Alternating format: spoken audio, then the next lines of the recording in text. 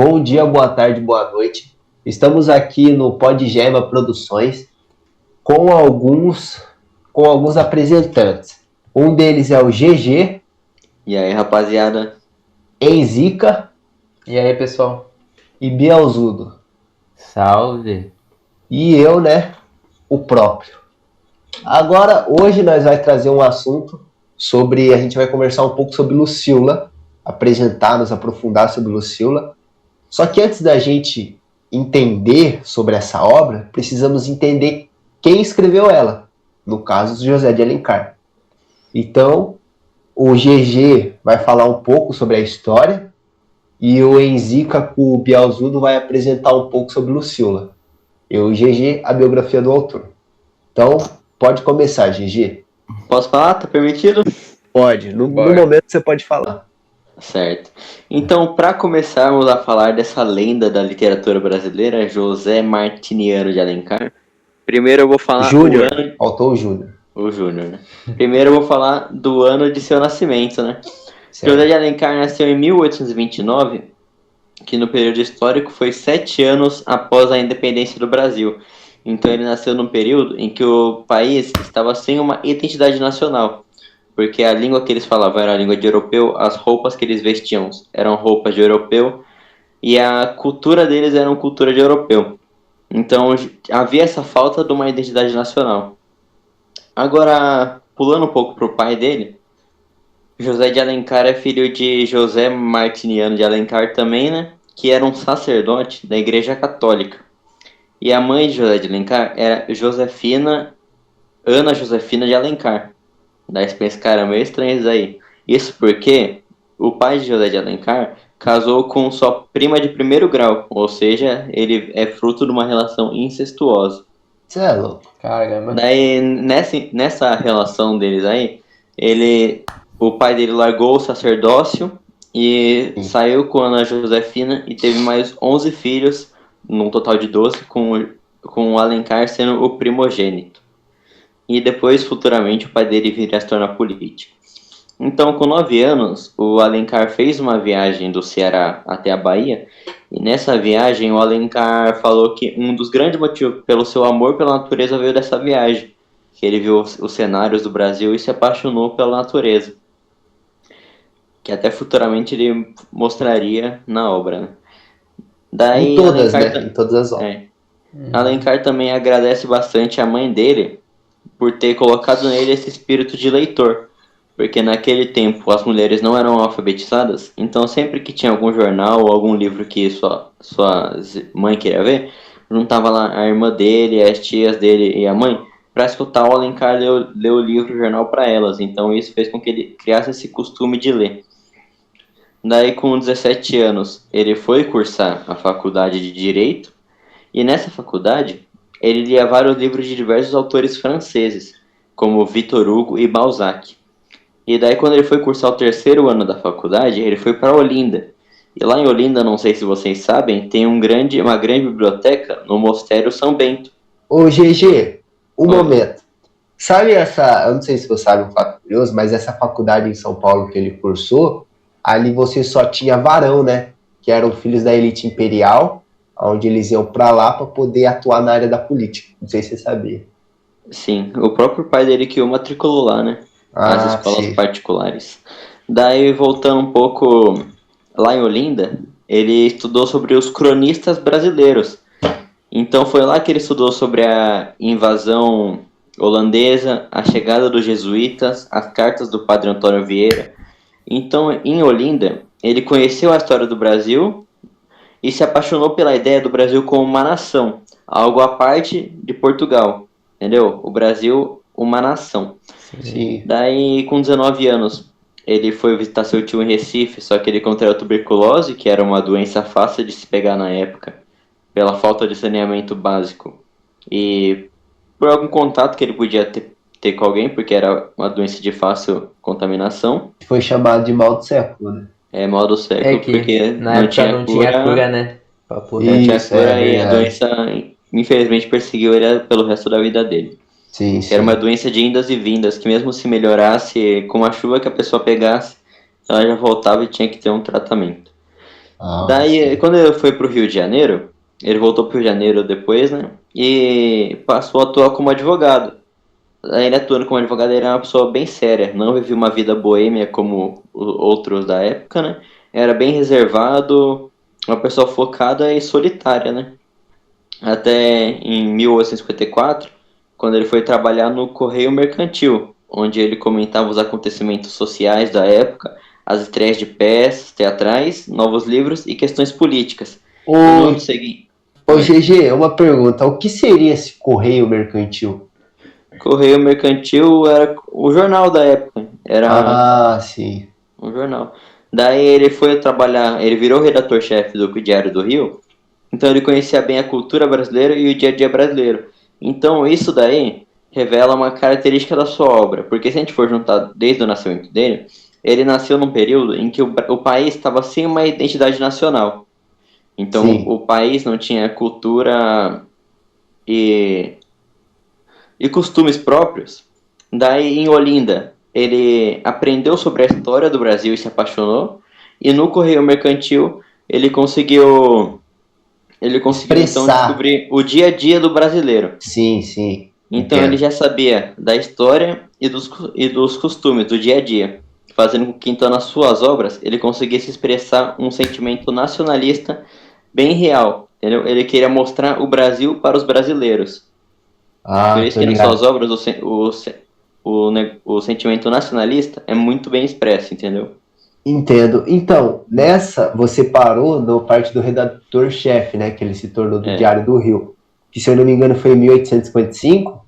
E um ano depois, foi lançado um livro, A Confederação dos Tamoios, que foi escrito pelo poeta Gonçalves de Magalhães. Só que, nessa época que o livro foi escrito, o Alencar ele recebeu uma grande notoriedade quando escreveu no Diário do Rio de Janeiro sobre Gonçalves, falando sobre a Confederação dos Tamoios, dizendo que tinha um lirismo pobre, era mal escrito, não tinha personagem grande que conduzisse a ação.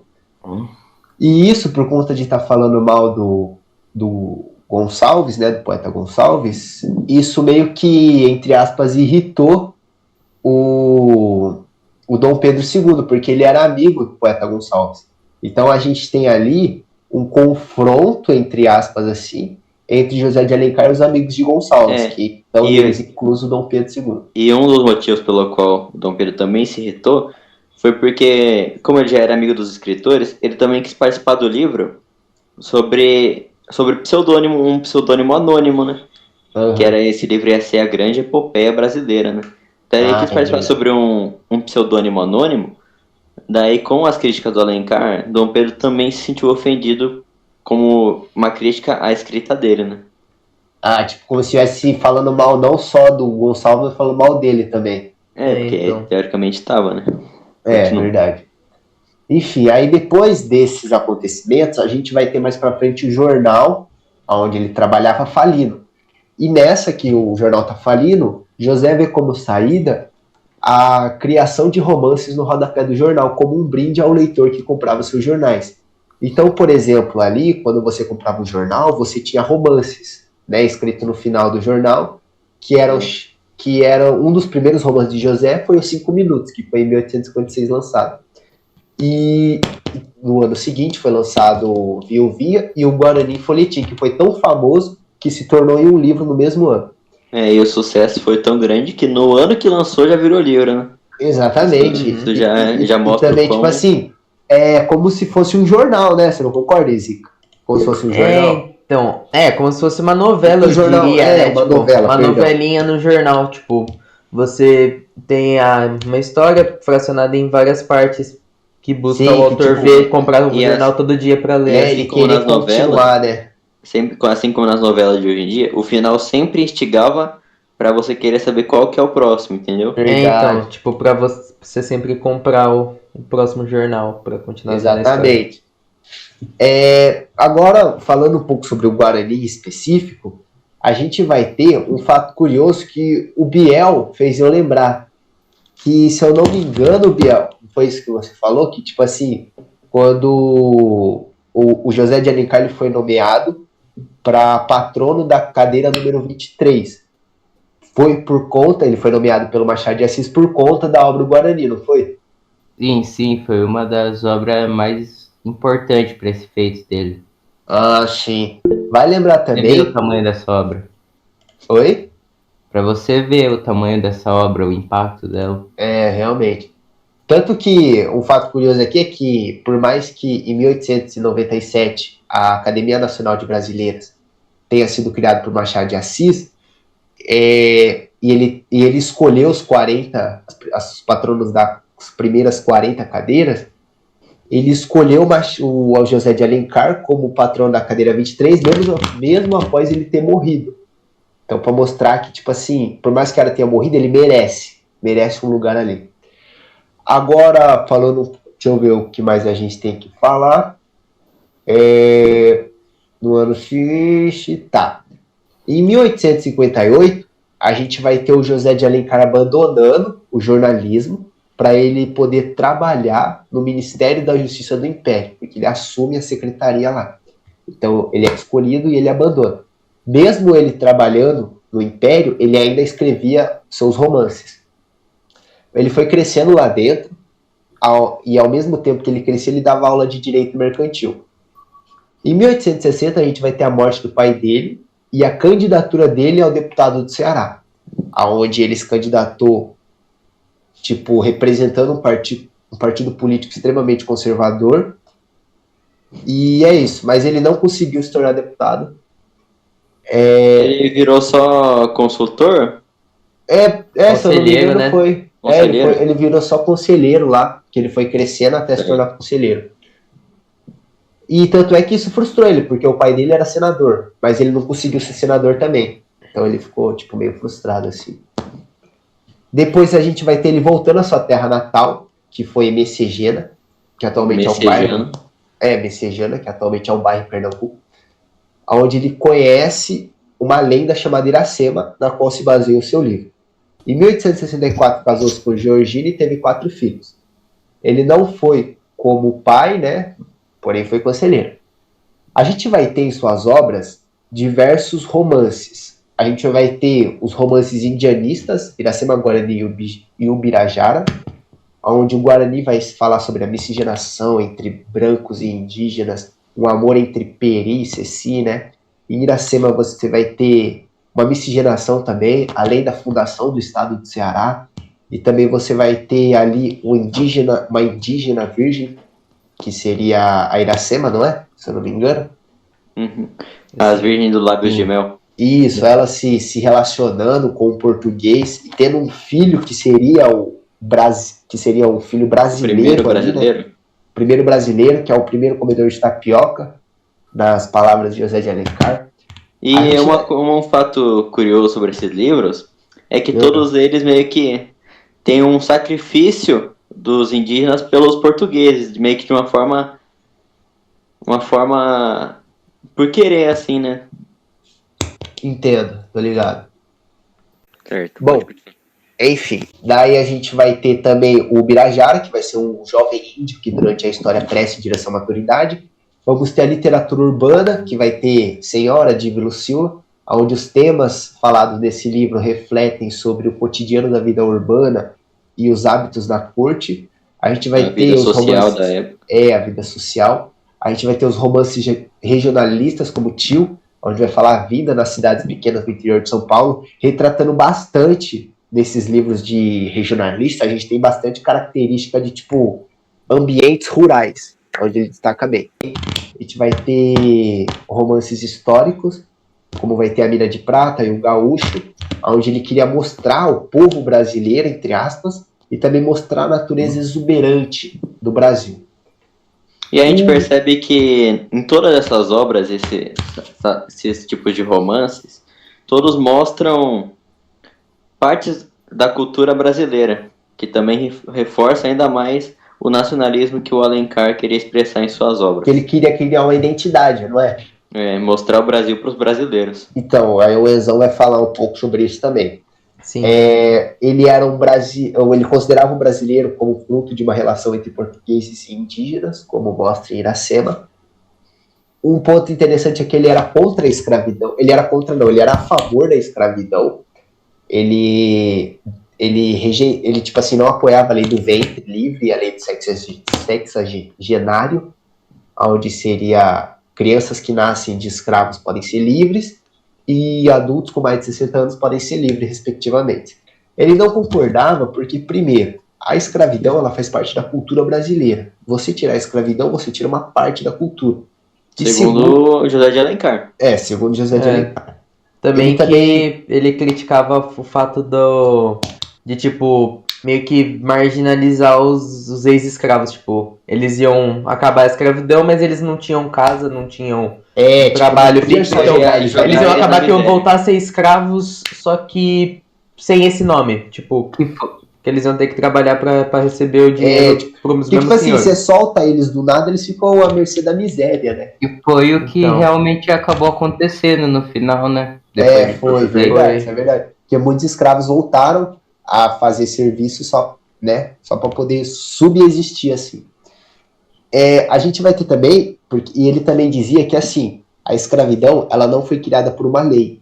Então não é uma lei que vai apagar a escravidão. Ela tem que vir de forma social e ela só vai perder, tipo assim, ela só vai deixar de existir quando ela for desnecessária, porque a escravidão é necessária de acordo com ele. Daí a gente vai ter que em 1866, mais pra frente, vai ter um artigo no Diário do Rio, onde Machado de Assis fala muito bem de Iracema e chamou José de Alencar de chefe da literatura nacional.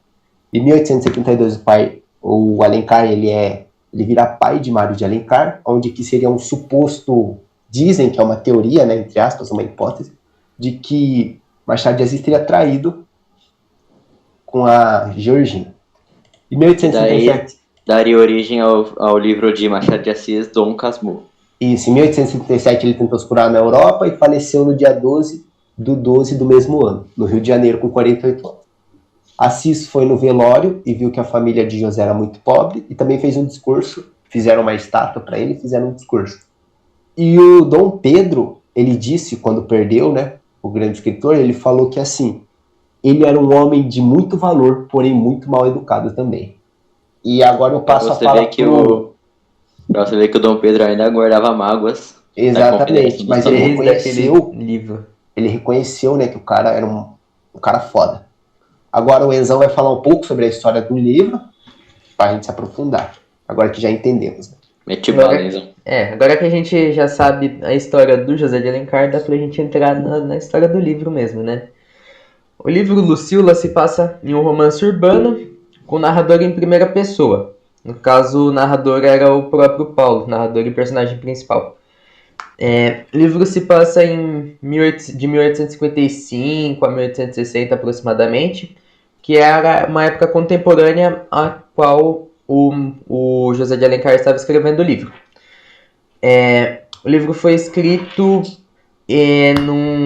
num estilo da segunda geração do romantismo, que perdurou aproximadamente de 1850 a 1870, que tem como as características o nacionalismo, o ultrarromantismo e o pessimismo.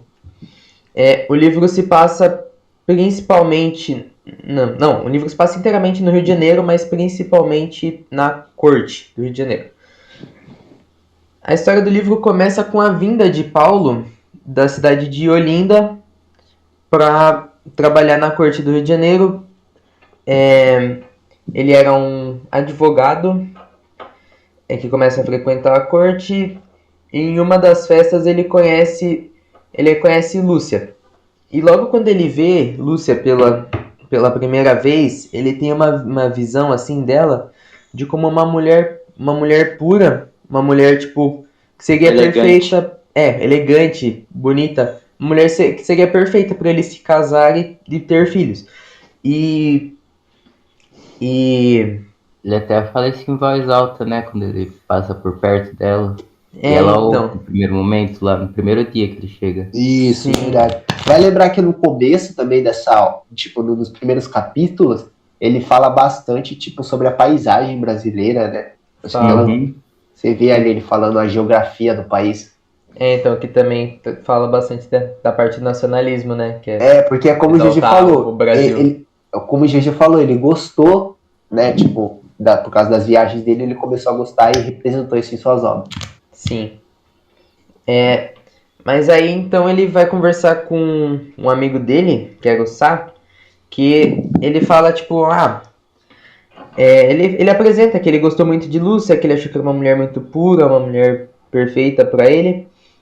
E o Paulo, ele fala que a visão, não, o Sá fala que a visão de Paulo está completamente errada.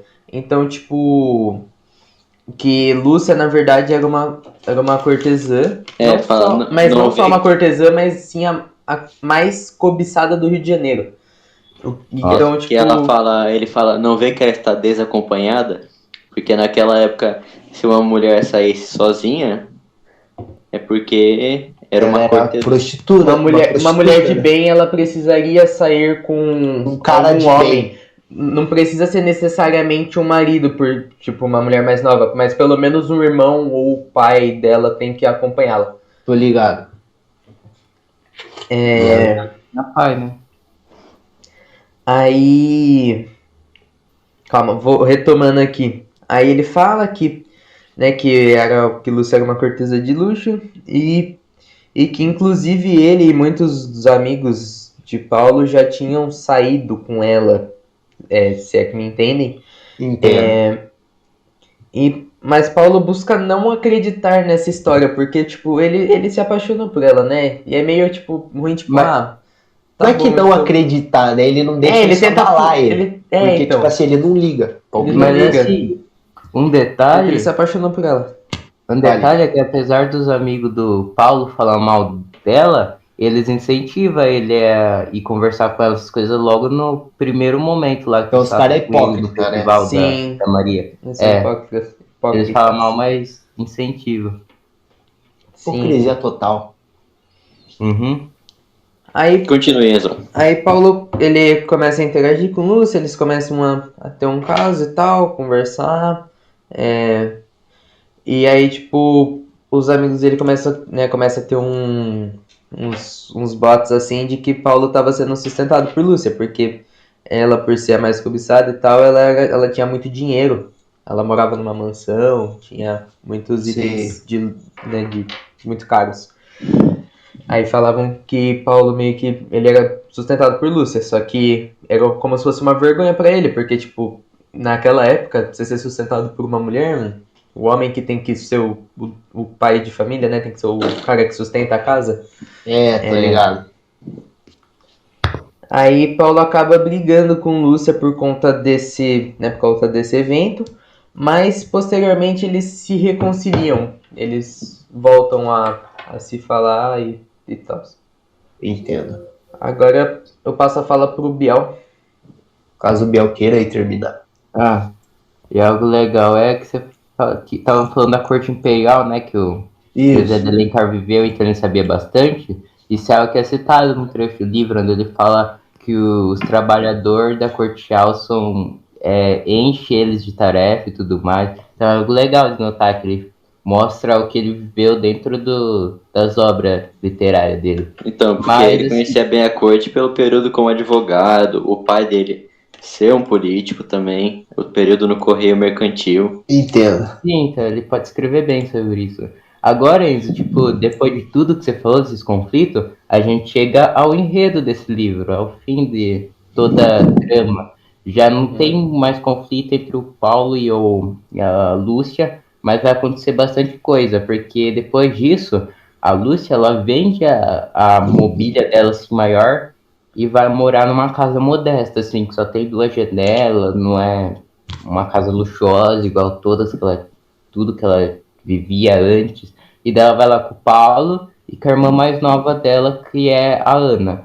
E nessa ida para essa casa, ela conta a história de vida dela pro Paulo, de tudo que aconteceu até ela chegar a fazer tudo que ela fez.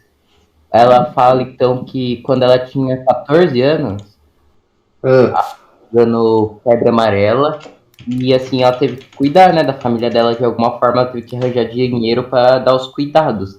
Sim. E acaba que para arranjar esse dinheiro, ela vai procurando, daí ela encontra o Couto, que aparece com algumas moedas para ela, e nisso ela vai querer essas moedas, né? ela inicialmente tem medo, ela foge, porque ela não sabe exatamente o que ele vai querer em troca das moedas, mas ela acaba tendo que ir independente do que for, porque é isso ou a família dela. Então ela vai lá, faz o que ele quer em troca das moedas e ela ganha. E Que assim vacilo. ela vai, que acontece tudo aquilo lá, coisa ruim, né? Daí ela vai até a família, ajuda, mas acaba que o pai dela acaba querendo saber como que ela ganhou aquele dinheiro. E ela conta pro pai dela. O pai dela expulsa ela de casa por causa do que ela fez para conseguir o dinheiro. E Sim. assim ela é acolhida por uma moça chamada Jesuína logo após sair de casa. Que apesar de ela dar todos os tratamentos e tudo mais, ela vai ter o preço de pagar que continuar naquela vida, tipo, ir na caminho de virar cortesã. E nisso ela, morando com a Jesuína, a Jesuína ajudando ela conhece uma amiga que teve uma vida muito semelhante à dela, então elas viraram bastante amiga. Essa amiga era a Lúcia. Não a Lúcia literalmente, porque a Lúcia que a gente vê na história inteira, na verdade é a Maria da Glória. E essa. A gente descobre que o nome dela era Maria da Glória. Sim, Tipo, ela troca de ela identidade, não fala né? que o nome dela era esse. Ela conta um pouco antes, mas daí ela conta durante essa história também. Daí ela conta como era a Vila Lúcia. Que essa amiga, que era a Lúcia de verdade, que nasceu como Lúcia, ela acaba morrendo. E quando ela morre, quando o médico vai lá com os documentos do atestado, ela troca o documento dela e da Lúcia, e daí quem morre vira Maria da Glória, e ela Sim. vira Lúcia. O nome dela assume a identidade de Lúcia. Então é uma troca de identidade aí. Sim. E algo interessante se notar disso é que a Lúcia ela nasceu com o nome de Maria da Glória, que é um nome santo, assim, um nome de anjo. Então é como se ela fosse um anjo. E quando ela entra de vez nesse mundo, assim, de cortesã, do ponto de vista moral, é como se ela tivesse caído em degradação na vida, quando ela se torna Lúcia. Que é relativo a Lúcifer, que é um anjo caído. Então ela vai de um anjo para um anjo caído. Ah, caralho, fez Nossa. sentido essa pegada aí. Essa Sim. foi, mano. É algo interessante do livro. Eu vou falar mais um pouco disso quando eu falar sobre o vagalume, porque tem algo a ver com as enzimas do vagalume, Lúcifer. Mas eu já vou Continue. chegar nessa parte. Tem também a forma que a Lúcia se inferioriza, que fica bem clara no final do livro, pela vida que ela levou. Fica clara nas leituras que ela tem, como, por exemplo, quando ela lê A Dama das Camélias, sim, que é um livro que conta sobre a Margarida, ela meio que se compara com a Margarida e fala que o livro é mentira, que algo assim não acontece, que uma mulher como Margarida não ama, e ela acredita que isso não pode acontecer. Então ela meio que acredita que pela pessoa que ela não possa ser amada assim por um homem, por ela não ser Então, chata. e também isso já é meio que mostrado no livro inteiro, né? Até no início, Então. quando o Paulo se relaciona com a Lúcia pela primeira vez, ela fica meio mal, né? E o Paulo percebe. Daí a Lúcia fala: do que vale uma vida longa para uma mulher como eu, né? Realmente. Então. Isso, Ela achava bem principalmente- diferente. Que ele foi o primeiro homem a tratar ela como uma mulher, tipo, uma mulher digna, assim, tipo, os outros Sem ser uma, trataram como sem ser um uma objeto. cortesã, né? Isso é mostrado principalmente no final do livro, no diálogo final que ela tem com o Paulo, que ela se julga incapaz de ser igual a uma mulher casta e pura. Por isso ela não quer se relacionar com o Paulo. Em vez disso, ela fala que a irmã dela que devia, porque a irmã dela é diferente dela. E acaba que o Paulo não aceita, mas ele aceita tratar a Ana como um pai. E acontece que esse é o último pedido que ele realiza antes da Lúcia morrer. E então ela acaba morrendo. E ela acaba tendo que morrer na história, ela acaba não tendo um final feliz, principalmente pela sociedade brasileira da época, que não aceitaria um final feliz com uma ex-cortesã. Então, meio que os desejos final que ela tem, ficar com o pai, com a irmã e com os filhos que tiverem, acabam não sendo atendidos, porque ela não tem esse final feliz dela no livro. Oh, pera aí, ele escolheu esse final então pra, tipo assim, não tomar um salve da população? Sim, Da sociedade da meio época, que ia ser um livro que ia ser bastante criticado se desse um final feliz. Sim. E mesmo assim, o livro foi bastante criticado, mesmo com esse final. E então o José de Alencar teve que, enquanto a poeira não abaixava, ele teve que continuar escrevendo seus livros sobre alguns pseudônimos até a poeira baixar. GM. Tô ligado. E no final, ela acaba morrendo depois de descobrir que ela tá grávida, que ela acaba ficando muito surpresa com isso, e ela morre junto com o filho dela que ela teria com o Paulo. Sim. E agora a gente chega no final, que o final, ele vem do primeiro capítulo, que o primeiro capítulo, quando você lê pela primeira vez, não dá pra entender muito bem, mas quando você lê o livro inteiro, você entende. O primeiro capítulo mostra o Paulo chegando com as cartas escritas, contando toda a vida que ele viveu com a Lúcia, pra GM, que GM era um pseudônimo de José de Alencar. E quando ele entrega essas cartas, o José de Alencar publica o livro assim, com o nome de Lucila, que é um nome de um pirilampo, um vagalume. Lucila cruciata, que é um vagalume japonês.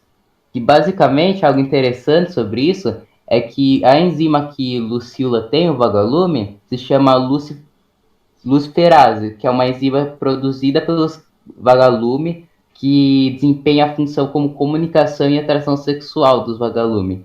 Então, Caralho. tanto o nome de Lucifer pode vir dessa enzima, esse apelido dela, como o que ela realiza, que é como se ela tivesse enzima realizando a atração sexual dos parceiros que ela tem como cortesã. Então ela vive assim, como Faz o sentido, vagalume faz sentido. assim, da enzima. E Cara, é isso. essa eu não sabia, Vocês interessante. têm alguma coisa a comentar? Acho que já tá bom, né? Eu acho Então, que a gente não tem mais muito nada então, pra falar? Acho que tá Podemos, certo. podemos fazer um encerramento, então? Podemos, o tempo já tá podemos. curto. Então, Quando nós tiver eu mais tempo, gostaria... nós falamos. Então eu gostaria de agradecer aos ouvintes do primeiro episódio do Podjeba, se aprofundando sobre o Lucila. E é isso, muito obrigado por escutarem. Eu que agradeço. Alô! Falou, rapaziada. É nóis. Até o mais. Até o próximo episódio. Pô, viado, mas pera aí.